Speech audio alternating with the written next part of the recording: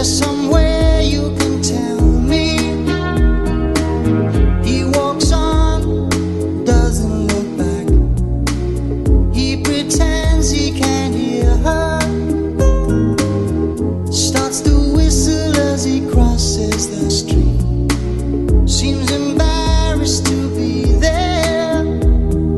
Oh, think twice, 'cause it's another day for you and me in paradise.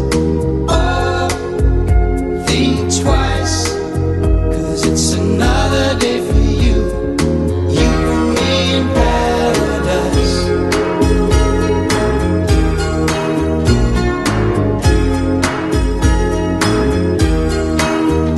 Think about it.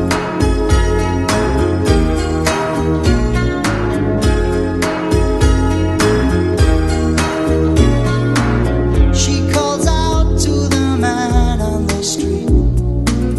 He can see she's been crying. She's got blisters on the soles of her feet. She can't walk, but she's trying. Oh, think twice, 'cause it's another day for you and me in paradise. Oh, think twice, it's just another day for you and me in paradise.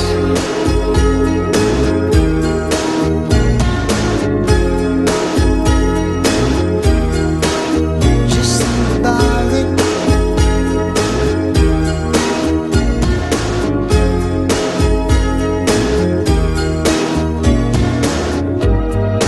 Oh Lord, is there nothing more anybody can do? Oh Lord, there must be something you can say.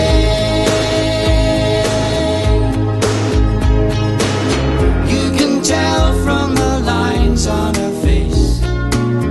You can see that she's been there. Probably been moved on from every place, 'cause she didn't fit in there. Oh, think twice, 'cause it's another day for you and me in paradise.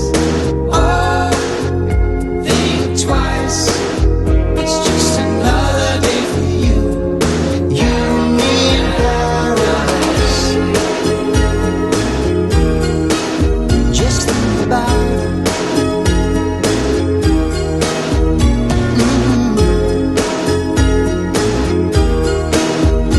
Think about it. It's just another day for you and me in paradise. It's just another day for you and me in paradise. Paradise.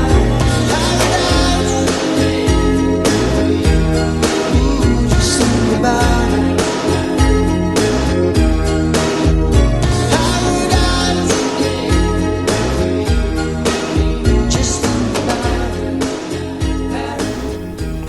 Greetings and welcome to KEASAM. As you had heard just the song, Only Think Twice, Another Day in Paradise. You and me will be one day in paradise. Think twice what you're doing. So, do you want to live in paradise? Do you want to live in paradise? If yes, then the first qualification before you can go to the heavenly paradise or the Garden of Eden like Enoch is first to try and turn your world to paradise. Repeat again. If yes, then the first qualification before you can go to the heavenly paradise or the Garden of Eden like Enoch is to first try and turn your world to a paradise. How? It's through prayer, evocation, and invocation that you invite the creator of the paradise and the paradise in your reality, and live by the construction manual plan of the creator of the Garden of Eden and the true holy laws of the creator, which is the kingdom of the creator. For we read it in the Lord's Prayer according to Matthew chapter 6 verse 10. He says, "Thy kingdom come, thy will be done on earth as it is in heaven." I read again. Thy kingdom come, thy will be done on earth as it is in heaven. The Creator does not take rebels to heaven, but he takes like-minded, synchronized to his way, who have become the Garden of Eden, paradise on the earth. Before that, he will not take you to the heavenly paradise, but if you have reached that level, he will take you to the heavenly paradise. We read in Genesis 1 verse 31 this, "And the Most High saw everything that he has made, and behold, it was very good. And there was evening and there was morning, the sixth day." Remember, everything he created was good, including the Garden of Eden.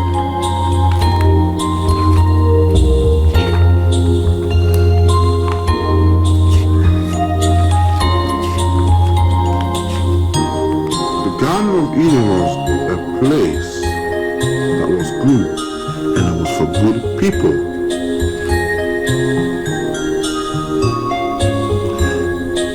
Do you know how fruitful and fertile and multiplied the earth nature was in the time that Adam and Eve were in the Garden of Eden?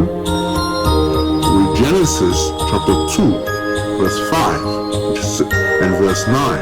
It says, "And every plant of the field before it was in the earth, every herb of the field before it grew, for the Most High had not caused it to rain upon the earth, and there was not a man to till the ground."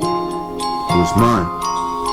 "And out of the ground made the Most High to grow every tree that is pleasant to the sight, and a good for the food, the tree of life also in the midst of the garden, and the tree of knowledge of good and evil." The trees back then were very big. When we go to Ezekiel chapter 3 verse 8, okay, we're going to read from verse 3 to 8. And it says, "Behold, the Assyrian was a cedar of Lebanon with fair branches, with shadowing shrouds, and a high statue, and his top was among the thick boughs, and the waters made him great.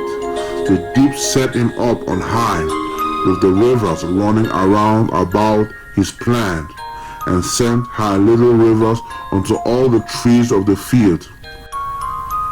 Therefore his height was exalted among the trees of the field, and the boughs were multiplied, and his branches became long because of the multitude of waters when he shot forth. All the fowls of the heaven made their nest in the boughs, and under his branches did all the beasts of the field bring forth their young, and under the shadow dwelt all great nations. Thus was he fair in the greatness and the length of his branches, for his root was by great waters. The cedars in the garden of the Most High could not hide him, for the fig tree was not like boughs, and the chestnut tree will not be like the branches, nor any tree in the garden of the Most High was like unto him in his beauty. So we see it was a beautiful tree, a big tree, and verse 6, the key, said, all the fowls of heaven made their nests in the boughs, and under the branches, with all the beasts of the field bring forth their young. Under the shadow dwelt all great nations. That's how big it was. Very big tree. This is not a small tree.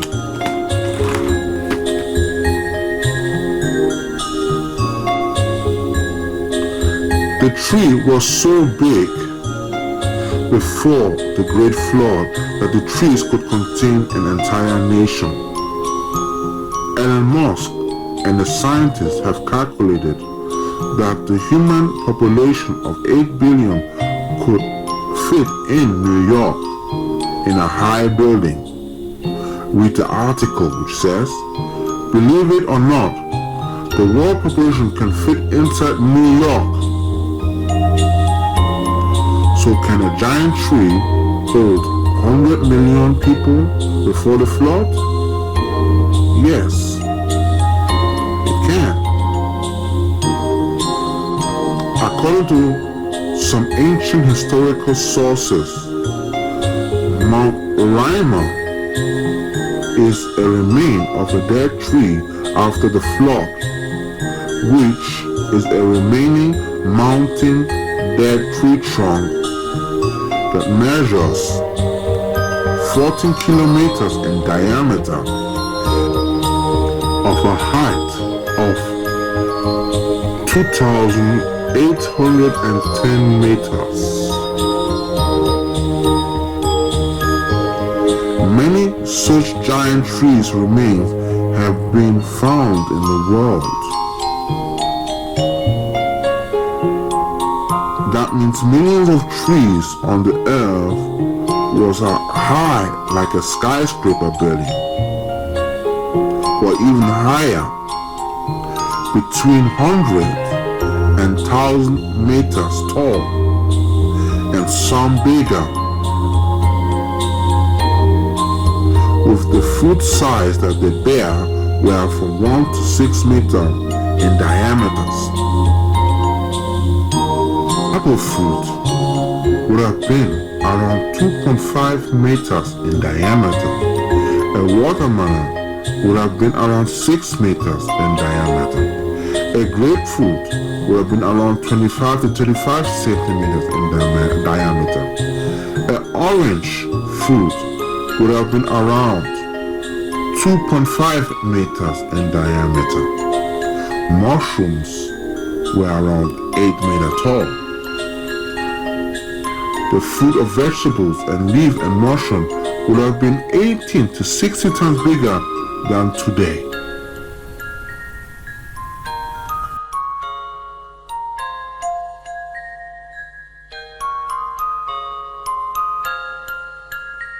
The creatures in the time of Adam and Eve were mainly vegetarians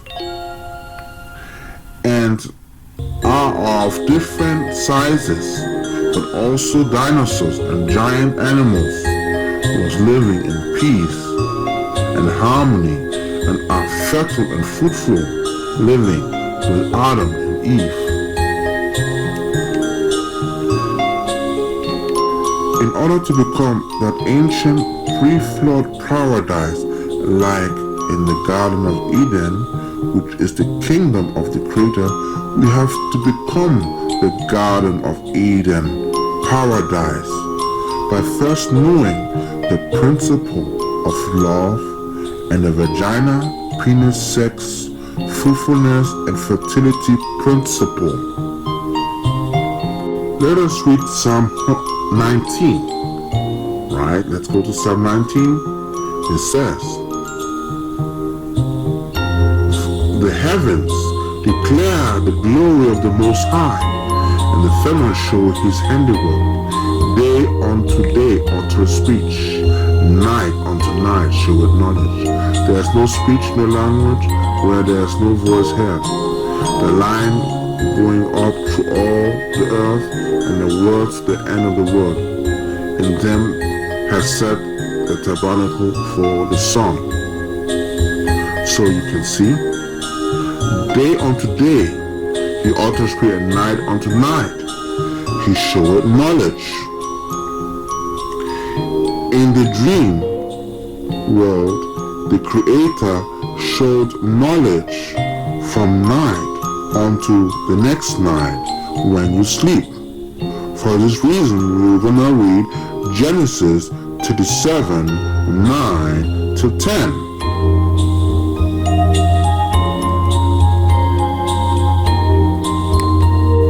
This is now Genesis chapter 37, verse 9. The story of Joseph, his 11 brothers, and his father and mother. Right? Genesis chapter 37, verse 9. And he dreamed yet another dream.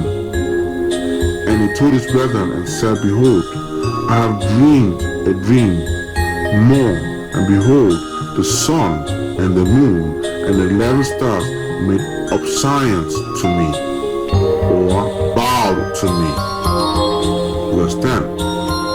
And he told it to his father and his brethren. And the father rebuked him and said unto him, What is the dream that thou hast dreamed? Shall I and your mother and your brethren indeed come to thee and bow ourselves unto thee? Or in another word, shall I and my mother and my brethren indeed come to bow down ourselves to thee to the earth? So that is what Joseph dreamed, and it came to pass that Joseph was sold as a slave. And Joseph came from prison and became the governor of Egypt. And then the following chapters, as we continue in the story, we are going to jump to Genesis 42 verse 6. Genesis 42 verse 6. And Joseph was the governor over the land, and it came to pass that he sold all the brethren of the land. And Joseph the brethren came and bowed themselves before him with their face to the earth. So that is one aspect. Next one is Genesis 43 verse 26. And when Joseph came home, they brought the approach present in the hand to him into the house, and they bowed down before him to the earth. This was the entire household now of Joseph's home. Okay, that was the mother, the father, and the brethren all together that were there bowed themselves to Joseph. That is in the original Hebrew translation of Genesis 43 verse 26. Then we read in Genesis chapter 50 that his father died. And then we'll go to Genesis chapter 50 verse 18, and it says again, And the brethren also went and fell down before his face, and they said, Behold, we be thy servants. So you can see that they bowed down before his face. Okay? It is obvious that the 11 stars are the 11 brothers of Joseph, who is the 12th star. But who is the moon and the sun? The sun is Jacob, and the moon are his wife. For man represents the sun, the element, fire, which is male and penis, and the moon represents the woman, which is female, the water, the materialization, which is the vagina.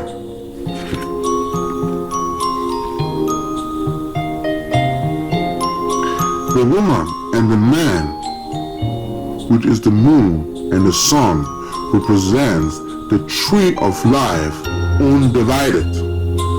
For the trees are hermaphrodites, both male and female,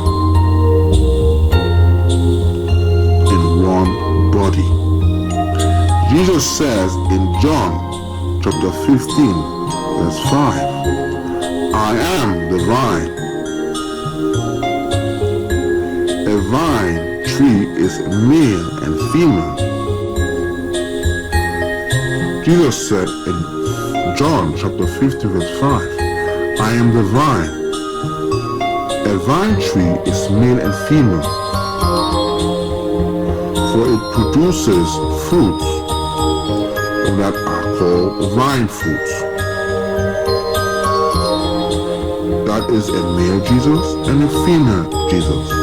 The male Jesus is the revealed outer body of Jesus. The female Jesus is the hidden inward Jesus. The outer body of Jesus in Luke chapter 2 verse 21 states he was circumcised on the 8th day, which is his penis. But the vagina of Jesus is hidden within the male Jesus. Or the vagina of Jesus is the inward hidden aspect of the male Jesus body. For Jesus is the vine tree that has an internal sex to create the miracle, which is the male and the female Jesus that create the miracle. For he is the Elohim that created us in his image, male and female. For we are the tree that should bear good fruits. The moon Jesus and the sun Jesus. The moon is the female Jesus and the sun is the male Jesus. So the moon represents the woman of Jesus and the sun represents the man Jesus. They are all one. Why sun and moon? Do you know that the sun and the moon is responsible to keep the earth fertile, fruitful, and the temperature in balance?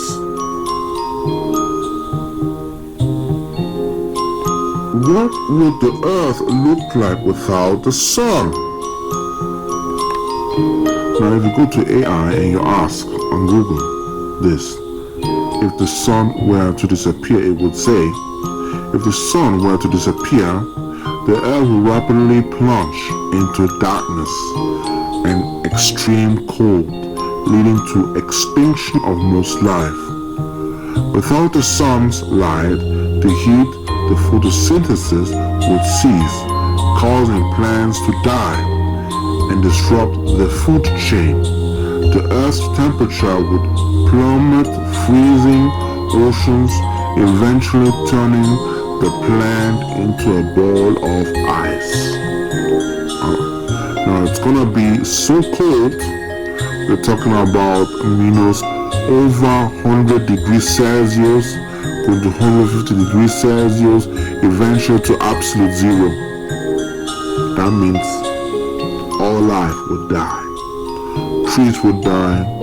There will be no life, nothing will be living.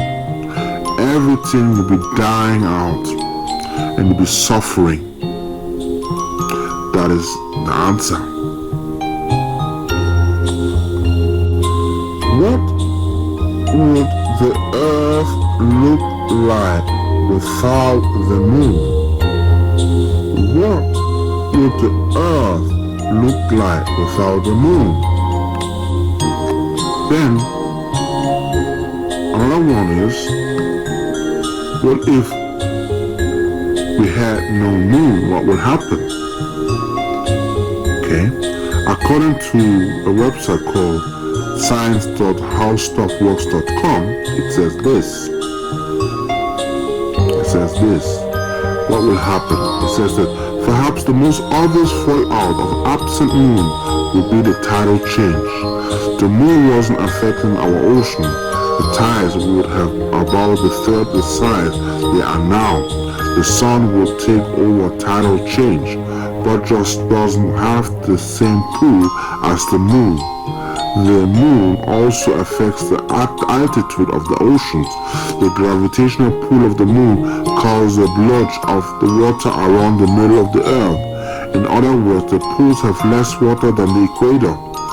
If the moon didn't exist, the bulge of the water would disperse, rushing to shallow poles. The moon is also helping to slow down the Earth's rotation. In fact, the moon is slowing us down a tiny bit every single day. If we have no moon to slow our roll, we have been spending ourselves 6 hours a day. While that might sound intriguing, keep in mind that it would lead to all sorts of consequences.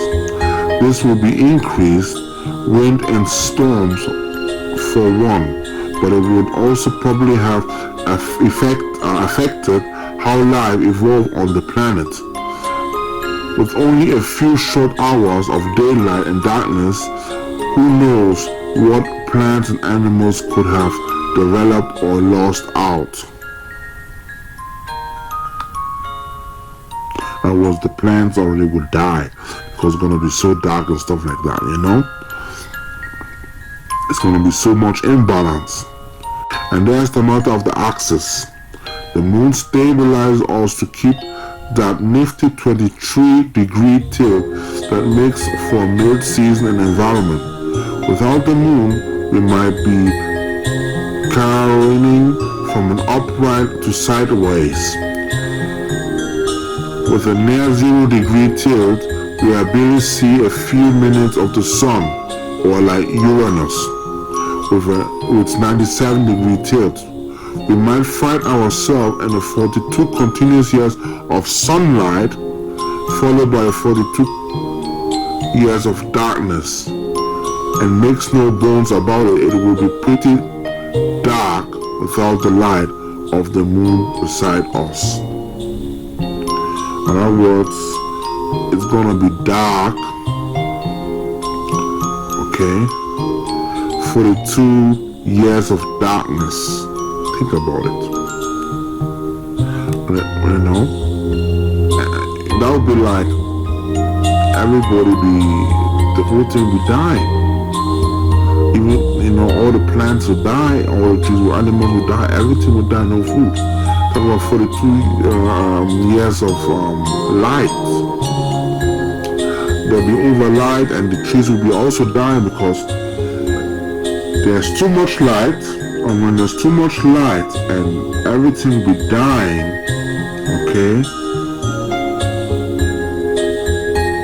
There's too much light and everything will be dying. What do you think will happen? The earth is destroyed. The earth is the fertilized fruit of the sun and the moon. Let us ask the next question. What will the produced fruit look like if the man is without woman, vagina, water? What would the produced fruit look like of the woman without the man, penis, and fire?